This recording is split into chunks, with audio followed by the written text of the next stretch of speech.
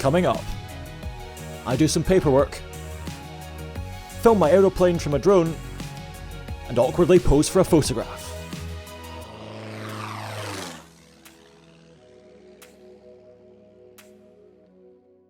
Welcome back to Alba Skies, the YouTube channel for flying adventures in Scotland. Now you're going to have to ignore the fact that we're sitting on a beach just now. This episode has absolutely nothing to do with beaches. What it is about is the fact that I've recently got my permission for commercial operations for drone flying from the CAA. And as part of that, I've been putting together a show reel to show potential clients what my work looks like. And so I thought it'd be a good idea to combine some of my manned flying with the drone. Now, on the face of it, that can sound like quite a bad idea, but with some mitigations and some reasonable steps taken, it can be quite safe. Okay, so if you're going to be flying a drone near an airfield, thankfully there is a few hoops you have to jump through. The first major one is getting permission from the airfield operator or the air traffic control unit, and they'll probably ask a few questions like, what the heck are you planning to do? So we thought it'd be a good idea for me and Julian to draw up a briefing document so that an A5 sort of thing, so you can have it in the cockpit and I can have it with me and we know exactly what each other is planning to do. Basically the plan is, I'm going to be filming Julian flying the Bulldog, which we both share, doing a couple of circuits at Castle Kennedy Airfield, and the drone is going to be operating on the dead side. So we can see the 3D representation I've done here. The drone's safe operating area is 50 metres north of the runway, up to 400 feet in height. And the aircraft is only going to be operating south of the runway, up to 1,000 feet in height, marked in red.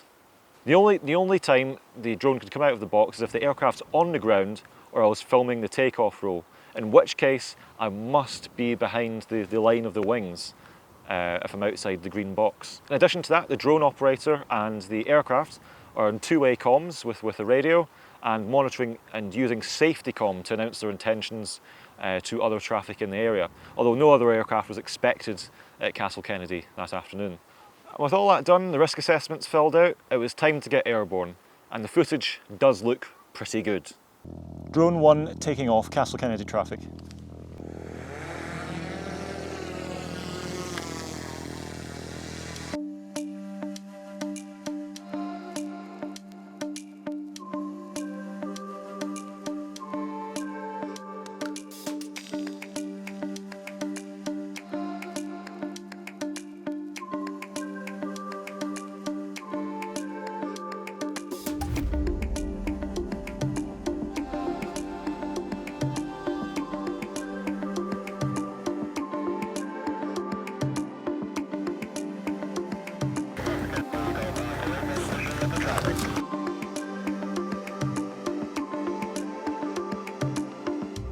Kennedy safety call, Golf Alpha Lima departing runway 26.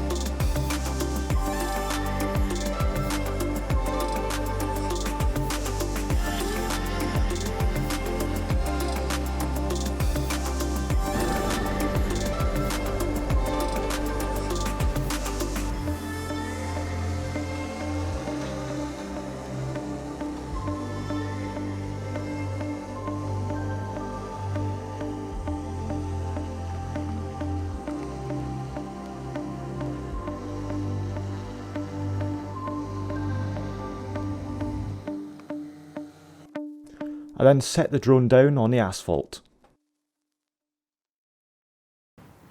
So the footage does look quite good. One thing that I was starting to run up against was the focal length of the camera. On Inspire 1's Zenmuse X3, it's locked it's just a wide angle lens, isn't it?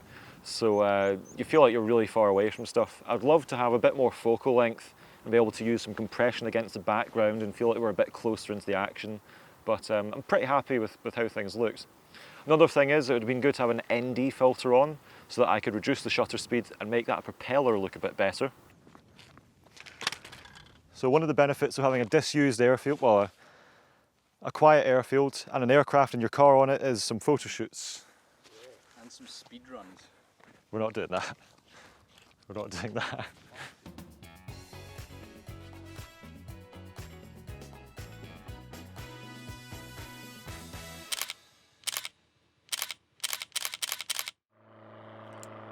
Julian leaves Castle Kennedy with a low pass.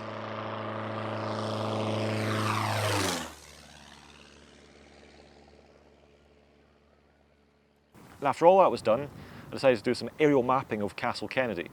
Now you may have seen my previous video where I put Strathallan Airfield into the new simulator FS 2020, and that's now available for download on my website. This time, however, I'm going to make a tutorial detailing all the steps taken to get it into the simulator. So look out for that coming in the next couple of weeks. Thank you for watching this video, and if you did like it, make sure to hit the thumbs up. It really does help the YouTube algorithm figure out that this video's all right, I suppose. And if you want to see more of it, make sure to subscribe to Alba Skies. See you soon.